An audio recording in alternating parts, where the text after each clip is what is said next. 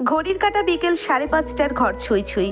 রুমের এক কোণে রাখা গাঢ় রিভেল টোন রঙের সোফায় বসে আছে এরিক, কোলের উপর খোলা ল্যাপটপ।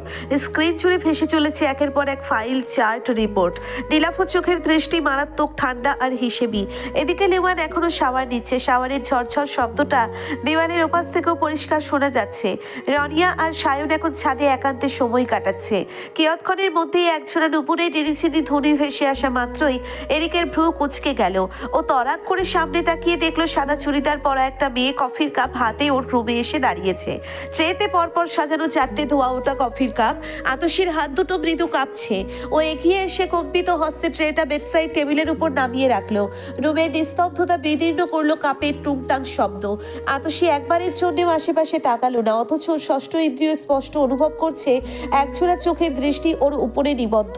এরিক ন্যানো সেকেন্ডের জন্যেও চোখ সরালো না আতসীর থেকে। ওর মস্তিষ্ক বাজপাখির ন্যায় তীক্ষ্ণ হয়ে উঠল, ঠিক যেন শিকারী তার আসন্ন শিকার দেখছে। নীলাভ চোখের দৃষ্টি স্থির হয়ে রইল আতসীর গলায় জড়ানো ওড়নাটার দিকে। ওড়নাটা চিনতে ওর একটুও ভুল হয়নি। এটাই সেই ওড়না যার নিম্নাংশ ছাদের কার্নিশ পেয়ে ঝুলে থাকতে দেখেছিল এরিক। এর মানে তখনকার কাজটাই মেয়েটাই ছিল। কত বড় সাহস মেয়েটার, ভাবতেই এরিকের চোয়াল শক্ত হয়ে গেল। কপালের পাশের শিরা মুহূর্তেই স্পষ্ট হয়ে উঠল। রাগটা তরতর করে মাথা চারা দিয়ে উঠল। এদিকে আতসী তখনকার করা কাজটার জন্য ভেতরে ভেতরে লজ্জায় অস্বস্তিতে আড়ষ্ট হয়ে আছে। মনে মনে আরো একবার জুবান আর তৃতীয়ার 14 গোষ্ঠী উদ্ধার করে ফেললো। সব দোষ ওদের, না হলে কি এখন এমন পরিস্থিতিতে পড়তে হতো ওকে? তাছাড়া এই লোকটাও জন্মগত শত্রু। যত দ্রুত সম্ভব এই লোকটার সামনে থেকেও সরতে পারলেই বাঁচে। আতসী তটস্থ পায়ে ঘুরে দাঁড়ালো। দরজার দিকে পা বাড়াতেই সঙ্গে সঙ্গে ভেসে এলো এরিকের গাম্ভীর্যপূর্ণ কণ্ঠস্বর। দাঁড়া। আতসীর পা দুটো ওখানেই জমে গেল। এক পাও নড়তে পারল না সে। এই লোকটা ওকে দাঁড়াতে বললো কেন? তবে সে কোনোভাবে বুঝে গেছে আতসী তখন ছাদে ছিল। নোংরা পানিটা ওই ফেলেছিল। অজান্তেই একটা শুষ্ক ঢোক গিলে ফেললো আতসী। বুকের ভেতরকার ধুক ধুক শব্দটাও কান পর্যন্ত উঠে এসেছে। কথাই আছে, যেখানে বাঘের ভয় সেখানেই সন্ধ্যা হয়। এই কথার মানে আজ হাড়ে হাড়ে টের পাচ্ছে আতসী। ও ভুলেও এই রুমে আসতে চায়নি, কিন্তু রুবায়েত ট্রেটা ওর হাতে ধরিয়ে দিয়ে এখানে দিয়ে যেতে বলল। আতসী মানা করতেই চোখ রাঙিয়েছিল রুবায়েত, তাই এক প্রকার বাধ্য হয়ে আতসী এই রুমে এসেছে। এরিক ল্যাপটপটা মিউট করে উঠে দাঁড়ালো। এদিকে নিচের দিকে এগিয়ে আসে একজোড়া পায়ের ভারী শব্দ। কর্ণগোচর হতেই আতসীর হৃৎপিণ্ড ধরপড় করে উঠল। কিয়ৎক্ষণের মধ্যেই এরিক আতসীর সামনে দাঁড়ালো। দুজনের মধ্যকার দূরত্ব এতটাই সামান্য যে আতসী এরিকের নিঃশ্বাসের শুষ্ণতা পর্যন্ত অনুভব করতে পারছে। এরিক এক পলকের জন্যেও আতসীর থেকে চোখ সরাচ্ছে না। নীলাভ চোখ দুটোতে কেবল ঠান্ডা হিসেব আর দমবন্ধ করা আধিপত্য বিস্তার করছে। এদিকে ভয়, লজ্জা আর অপরাধ বোধের মিশেলে আতসীর পুরো শরীর শক্ত হয়ে গেছে। ও চোখ নামিয়ে এক হাতে ওড়নার নিম্নাংশ মুষ্টিবদ্ধ করে রেখেছে। এক মুহূর্তের জন্য এরিকের ঠোঁটের কোণে একটা তিক্ত ব্যঙ্গাত্মক হাসি খেলে গেল। ও গভীর ঠান্ডা কণ্ঠে শুধালো, সব জায়গায় ঝামেলা করা কি তোর জন্মগত স্বভাব আতসী? চমকে উঠল আতসী। ও থমকানো চোখে এরিকের দিকে তাকালো। তার মানে এই বিদেশি বাদুরটা কি ওকে দেখে ফেলেছে? ভাবতেই আতসীর গ্রীবাদেশে কয়েক ফোঁটা ঘাম জমে গেল। এরিক এক পা এগিয়ে এসে আরো কাছে দাঁড়ালো। দূরত্ব এতটাই কমে গেল যে আতসীর নিঃশ্বাস নিতে গিয়ে বাধা অনুভব করলো। কণ্ঠে তাচ্ছিল্যের ছোঁয়া এনে এরিক ফের শুধালো, অবাক হচ্ছিস? ভেবেছিলি কিছুই বুঝতে পারবো না? ছোটবেলায় এখানে এসেছিলি মনে আছে? আমার ফেভারিট গেমিং কন্ট্রোলারটা ভেঙে দিয়েছিলি তুই। মানলাম তখন তুই বাচ্চা ছিলে, কিন্তু এখন? এরিক এক মুহূর্ত থেমে মাথা থেকে পা পর্যন্ত আতসীকে নিরীক্ষণ করতে পরখ করে নিল। অতঃপর পিয়ার্সিং করা রক্তাভ ঠোঁটের কোণ সামান্য বাঁকিয়ে শুধালো, এখন দেখে তো মনে হচ্ছে 18+ হয়ে গিয়েছে। তাহলে এই উদ্ভট কাজকর্মের মানে কি? কোন সাহসে আমার বন্ধুর ওপর নোংরা পানি ফেলেছিস তুই? আতসীর চোখ দুটো তৎক্ষণাৎ গোল গোল হয়ে গেল। গোলাপি অধৈর্যরা তীক্ষ্ণ কেঁপে উঠল। তার মানে সত্যি এই বাদরটা ওকে পানি ফেলতে দেখে ফেলেছে? তবে আতসীর মস্তিষ্কের গহ্বরে এই ভাবনার চেয়েও বেশি তীব্র হয়ে উঠল অন্য এক স্মৃতি। ও তো ভেবেছিল গেমিং কন্ট্রোলারের ঘটনাটা এরিক অনেক আগেই ভুলে গেছে, কিন্তু না, এই বিদেশি বাদরটা সব মনে রেখেছে। ও তো তখন মাত্র 9 বছরের মেয়ে ছিল। এমনটা নয় যে ও ইচ্ছাকৃতভাবে ওটা ভেঙে ফেলেছিল। কিন্তু এই বাদরটা তখন কি করেছিল? গেমিং কন্ট্রোলার ভাঙার অপরাধে শাস্তি স্বরূপ ওর লম্বা প্রিয় চুলগুলো কেটে দিয়েছিল। আর এখন আবার সেটা নিয়ে ওকে খোঁটা দিচ্ছে। এটা আস্ত একটা শয়তান। অন্তত আতসীর কাছে এমনটাই মনে হয়। আতসীর ইচ্ছে করলো এরিককে করা কয়েকটা কথা শোনাতে, কিন্তু সাহস হলো না।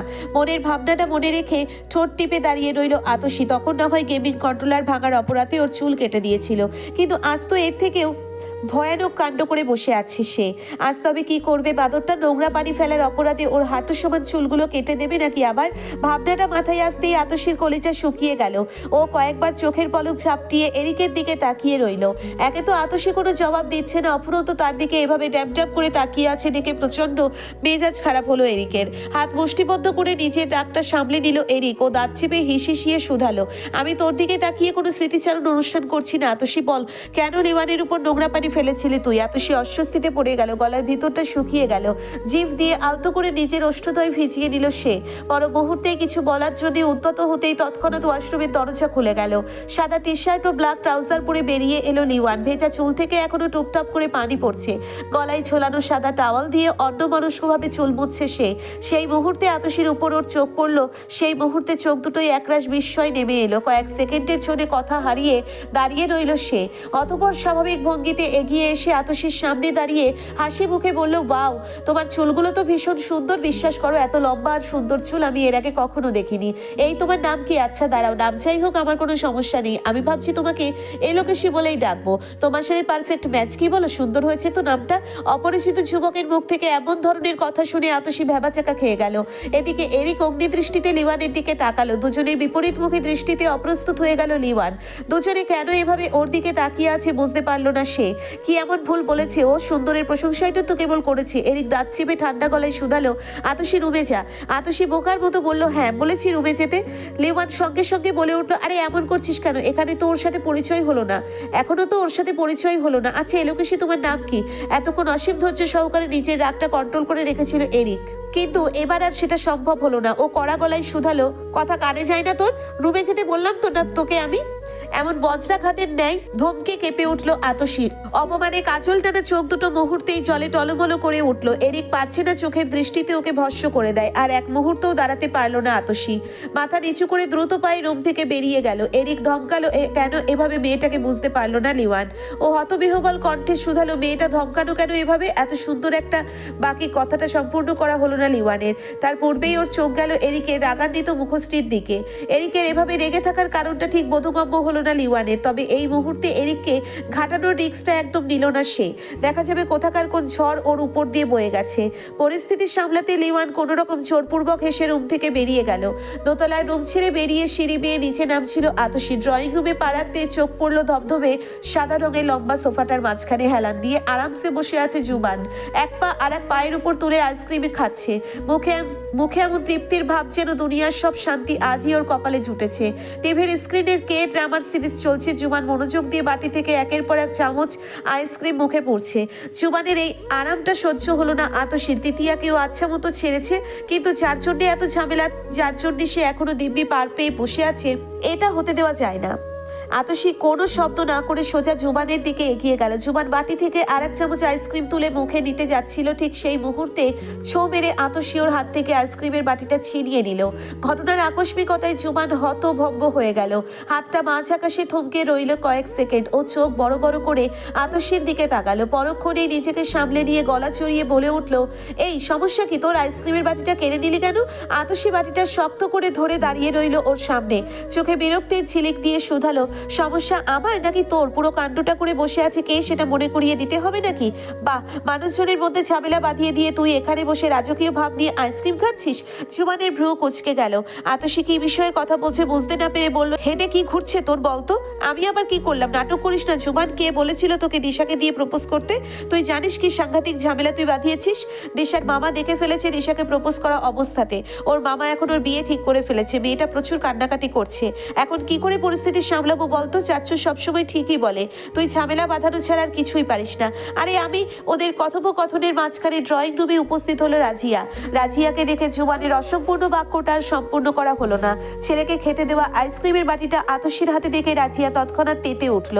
যে সে আতসীর হাত থেকে বাটিটা এক প্রকার কেড়ে নিয়ে তীক্ষ্ণ গলায় শুধালো, আমার ছেলেকে দেওয়া আইসক্রিম তুই নিয়েছিস কেন? এতই যদি খাওয়ার লোভ সামলাতে না পারিস তাহলে তোর মরা বাপকে বল না কিনে দিয়ে যেতে। বাক্যটা ধারালো ছুরির ন্যায় এসে বিঁধল আতসী আতশীর বক্ষ পিঞ্জরের মধ্যস্থলে। ও এক মুহূর্ত চুপ থেকে শান্ত স্বরে শুধালো, সবসময় তুমি আমার বাবাকে তুলে কথা কেন বলো চাচি? তোমার যা বলার আমাকে বলো, বাবাকে এর মধ্যে টানবে না। রাজিয়া ঠোঁট বাঁকিয়ে কুটিল হাসি হাসলো।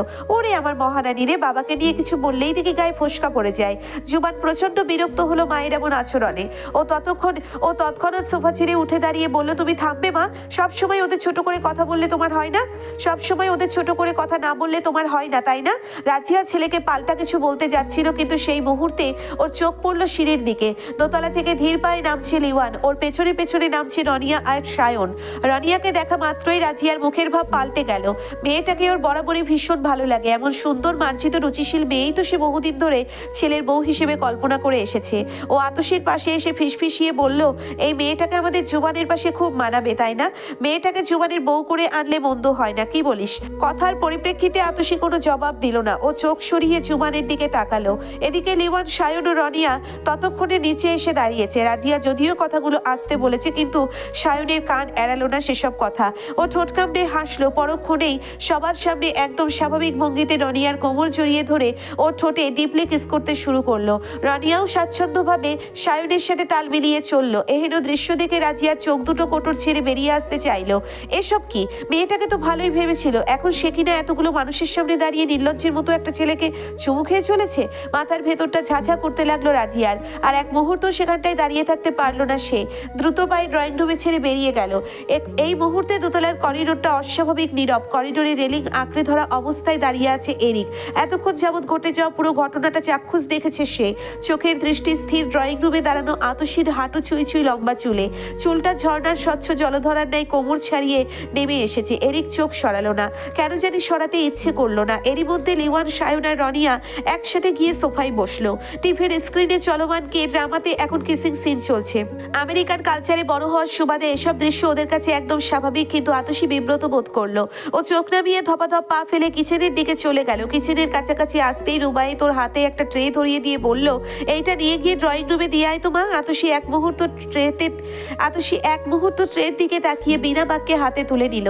গরম গরম ফুলকপির পকোড়া আর সুগন্ধি সোনালি চিংড়ি বড়া দিয়ে ট্রেটা সাজানো। আতশী ঘুরে ড্রয়িং রুমের দিকে এগোতে যাবে, সেই মুহূর্তে ওর সামনে এসে দাঁড়ালো তিতিয়া। আতশী ভ্রুকুচকে শুধালো, কিছু বলবি? আপু আমাকে দে, আমি নিয়ে যাচ্ছি। আতশীও সঙ্গে সঙ্গে ট্রেটা তিতিয়ার হাতে দিয়ে বলল, নাস্তাটা দিয়ে পানিটা দিয়ে দিস, আমি রুমে যাচ্ছি। আচ্ছা তুই যা, আমি দিয়ে দিব। আতশী আর দাঁড়ালো না, ড্রয়িং রুম পেরিয়ে সিঁড়ি বেয়ে ওপরে উঠে গেল। ওর পায়ের শব্দ মিলিয়ে যেতেই এরিক দোতলা থেকে নিচে নেমে এলো। তিতিয়া ট্রেটা নিয়ে এসে সোফার সামনে রাখা কাছের টেবিলটার উপর রাখলো। লিওয়ান টিভির স্ক্রিন থেকে চোখ সরিয়ে খাবারের দিকে তাকালো। তিতিয়া খাবারগুলো সাজিয়ে তৎক্ষণাৎ ডাইনিং টেবিলের দিকে চলে গেল পানি আনার জন্য। এরিক এসে নির্লিপ্ত মুখে সোফার একপাশে হেলান দিয়ে বসলো। কয়েক মুহূর্ত পর তিতিয়া ফিরে এলো পানির গ্লাস হাতে। টেবিলের একপাশ গ্লাস রেখে সরে আসতে গেলেই দেখে লিওয়ান ড্যাব ড্যাব করে ওর দিকেই তাকিয়ে আছে। লিওয়ানের এহেন দৃষ্টিতে তিতিয়া অস্বস্তিতে পড়ে গেল। ও ঘুরে দাঁড়িয়ে চলে যাওয়ার জন্য উদ্যত হতেই চোখ পড়ল সামনের টিভির স্ক্রিনে। সঙ্গে সঙ্গে চোখ দুটো গোল গোল হয়ে গেল। স্পষ্ট কিসিং সিন চলছে, যেমন তেমন কিস নয়, তাও আবার ফ্রেঞ্চ কিস। লজ্জায়, বিস্ময়ে, অস্বস্তিতে গরম হয়ে উঠল তিতিয়ার কান। ও তড়িৎ গতিতে পেছন ফিরে একে একে সবার দিকে তাকালো। কারো খাবারের দিকে মনোযোগ নেই বললেই চলে। সবাই নির্বিকার ভঙ্গিতে টিভির দিকে তাকিয়ে আছে, একমাত্র লিওয়ানকে ছাড়া। সে এখনো পূর্বের ন্যায় ট্যাপ ট্যাপ করে ওর দিকেই তাকিয়ে আছে। মুহূর্তেই তিতিয়ার শিরদাঁড়া বেয়ে বিদ্যুৎ খেলে গেল। প্রচন্ড বিব্রত বোধ করলো সে। এই পরিস্থিতিতে এখানে দাঁড়িয়ে থাকা ওর পক্ষে অসম্ভব হয়ে দাঁড়ালো। আর এক মুহূর্ত দেরি না করেও দ্রুত পায়ে নিজের রুমের দিকে চলে গেল। তিতিয়ার যাওয়ার পানে তাকিয়ে থেকে লিওয়ান বিড়বিড় করে আওড়ালো, she looks like such a pink rose. সন্ধ্যা 6:30টার দিকে হন্তদন্ত পায়ে চৌধুরী ভিলায় প্রবেশ করলো দিশা। পরনে একটা লাল পাড়ের সাদা রঙের তাঁতের শাড়ি। সন্ধ্যা 6:30টার দিকে হন্তদন্ত পায়ে চৌধুরী ভিলায় প্রবেশ করলো দিশা। পরনে একটা লাল পাড়ের সাদা রঙের তাঁতের শাড়ি। শাড়ি পরার খুব একটা অভ্যেস নেই দিশার। বারবার কেবল মনে হচ্ছে শাড়িটার কুচিগুলো হয়তো খুলে যাবে। কোনো রকমের শাড়িটার কুচি সামলাতে মেন ডোরের সামনে এসে দাঁড়ালো দিশা। হাত বাড়িয়ে কলিং বেল চাপ দেওয়া মাত্রই দরজা খুলে গেল। সঙ্গে সঙ্গে দরজার ওপাশে দাঁড়ানো জুবানের মুখটা চোখের সামনে ভেসে উঠল দিশার। জুবানকে দেখে ভেতরকার রাগটা সামলাতে বেশি হিমশিম খেলো সে। এই বাদরটার জন্যই তো সব হয়েছে ওর মামা বিনা আলোচনাতেই ওর বিয়ে ঠিক করে ফেলেছে। দিশার ইচ্ছে করলো জুবানকে আচ্ছা মতো কয়েকটা কড়া কথা শোনাতে, কিন্তু দাঁত চেপে নিজের ভাবনাটাকে সামলে নিল সে। এখানে সে ঝগড়া করতে আসেনি, এসেছে ও আতসীর সাথে কথা বলতে। আতসী বলেছে ওদের বাড়িতে চলে আসতে, দুজনে মিলে বিয়ে ভাঙার কোনো একটা উপায় ঠিক বের করবে। শাড়ি পরিহিতা দিশাকে দেখে জুবানের মনে হলো একখণ্ড শুভ্র মেঘ ওর ঘরের দোরগোড়ায় এসে থেমেছে। ওর ভীষণ ইচ্ছে করলো কয়েকটা আদুরে বাক্য ছুড়ে দিতে মেয়েটার উদ্দেশ্যে, কিন্তু দিশার ফোলা ফোলা রাগে মুখ দেখে সেই সাহস আর হলো না জুবানের। তবে মেয়েটার রাগ কমানোর চেষ্টা তো করাই যেতে পারে একবার। সেই ভাবনা থেকেই জুবান বলল। মাত্রই দরজা খুলে গেল, সঙ্গে সঙ্গে দরজার ওপাশে দাঁড়ানো জুবানের মুখটা চোখের সামনে ভেসে উঠল দিশার। জুবানকে দেখে ভেতরকার রাগটা সামলাতে বেশ হিমশিম খেলো সে। এই বাদরটার জন্যই তো সব হয়েছে, ওর মামা বিনা আলোচনাতেই ওর বিয়ে ঠিক করে ফেলেছে। দিশার ইচ্ছে করলো জুবানকে আচ্ছা মতো কয়েকটা কড়া কথা শোনাতে, কিন্তু দাঁত চেপে নিজের ভাবনাটাকে সামলে নিল সে। এখানে সে ঝগড়া করতে আসেনি, এসেছে ও আতসীর সাথে কথা বলতে। আতসী বলেছে ওদের বাড়িতে চলে আসতে, দুজনে মিলে বিয়ে ভাঙার কোনো একটা উপায় ঠিক বের করবে। শাড়ি পরিহিতা দিশাকে দেখে জুবানের মনে হলো একখণ্ড শুভ্র মেঘ ওর ঘরের দোরগোড়ায় এসে থেমেছে। ওর ভীষণ ইচ্ছে করলো কয়েকটা আধুরে বাক্য ছুড়ে দিতে মেয়েটার উদ্দেশ্যে, কিন্তু দিশার ফোলা ফোলা রাগী মুখ দেখে সেই সাহস আর হলো না জুবানের। তবে মেয়েটা রাগ কমানোর চেষ্টা তো করাই যেতে পারে একবার। সেই ভাবনা থেকেই জুবান বলল, গেস্টদের খাওয়া দাওয়া তো সব শেষ, এখন কি সবার ফেলে রাখা ছোটা ছাটা খেতে এসেছো নাকি? সঙ্গে সঙ্গে মেজাজ চড়া হয়ে গেল দিশার। ও কটমট করে জুবানের দিকে তাকিয়ে শুধালো, প্রয়োজন বলে তাই খাবো, তবুও আপনার মতো এমন হিরো আলম হব না। দিশার কথায় চোয়াল ঝুলে পড়ার মতো অবস্থা হলো জুবানের। বলে কি এই মেয়ে? ওর মতো সুন্দর ফিগারকে হিরো আলমের সঙ্গে তুলনা করছে। পরক্ষণে নিজেকে সামলে বেশ ভাব নিয়ে বলল, চোখে কি কাঠের চশমা লাগিয়েছো? আমার এই ড্যাশিং গুড লুকিং বডির জন্য কত মেয়েরা ফিদা, এই ফিগার মেনটেনের জন্য আমাকে কত ডায়েট করতে হয় সেটা কি তুমি জানো? জানতেও চাইছি না, রাস্তা ছাড়ুন এখন। বলেও জুবানকে পাশ কাটিয়ে ভিতরে যেতে উদ্যত হলো দিশা, কিন্তু জুবান এক মুহূর্তও দেরি করলো না, তৎক্ষণাৎ বাদ সেধে ওর সামনে এসে দাঁড়ালো। এতে প্রচন্ড বিরক্ত হলো দিশা। এতক্ষণ যাবত আটকে রাখা রাগটা তরতর করে মাথা চারা দিয়ে উঠলো। কি সমস্যা আপনার? এভাবে খাম্বার মতো রাস্তা আটকে দাঁড়িয়ে আছেন কেন? আরে এদিকে কোথায় যাচ্ছ সেটাও আপনাকে এখন বলতে হবে? বললে তোমার উপকার করতে পারি। থাক, আপনাকে কষ্ট করে আর কোনো উপকার করতে হবে না আমার, যথেষ্ট উপকার করেছেন আপনি। জুবান নিজের কথা শেষ করার পূর্বে উপরিউক্ত বাক্যটা ছুড়ে দিল দিশা। আতসীর সঙ্গে দ্রুত কথা বলে ওকে বাড়ি ফিরতে হবে। পাত্রপক্ষ ওকে দেখে যাওয়ার পরপরই সুযোগ পেয়ে এখানে চলে এসেছে দিশা। মামিকে বলেও আসেনি, ওকে খুঁজে না পেলে পরে দেখা যাবে ওর মামি আচ্ছা মতো ওকে ঝেড়েছে। রাতের খাবারটা কপালে জুটবে কিনা সেটাও সন্দেহ। জুবানের দিকে তাকিয়ে এসব ভাবনায় বিভোর হয়েছিল দিশা। এদিকে দিশাকে এক ধ্যানে নিজের দিকে তাকিয়ে থাকতে দেখে জুবান ঠোঁটের কোণে দুষ্টু হাসি টেনে বলল, ক্রাশ খেলে নাকি? তারপর নিজেই নিজেকে বাহবা দেওয়ার মতো করে শুধালো, অবশ্য সবাই খায়, নতুন কিছু না। চকলেট বয় বলে কথা, চাও তোমার ক্রাশ রিকোয়েস্ট অ্যাকসেপ্টেড। দিশা বিরক্তিতে ফোঁস করে একটা নিঃশ্বাস ছাড়লো। এক সেকেন্ড আর নষ্ট না করে জুবানকে পাশ কাটিয়ে ভেতরে ঢুকতে ঢুকতে বলল, আপনি একটা পাগলু, ঝামেলা বাঁধানো ছাড়া কিছুই জানেন না আপনি। জুবান আঙ্গুলের ডগার সাহায্যে মাথা চুলকে বিড়বিড় করে আওড়ালো, এটা অবশ্য নতুন কিছু না, সবাই তাই বলে। এদিকে দিশা আর পিছনে তাকালো না, দ্রুত পায়ে ড্রয়িং রুম পেরিয়ে সিঁড়ির দিকে এগিয়ে গেল সে। একের পর এক ধাপ পেরিয়ে দোতলায় উঠে গেল, ডান দিকের করিডোর ধরে সোজা হেঁটে গিয়ে আতসীর রুমে চলে গেল।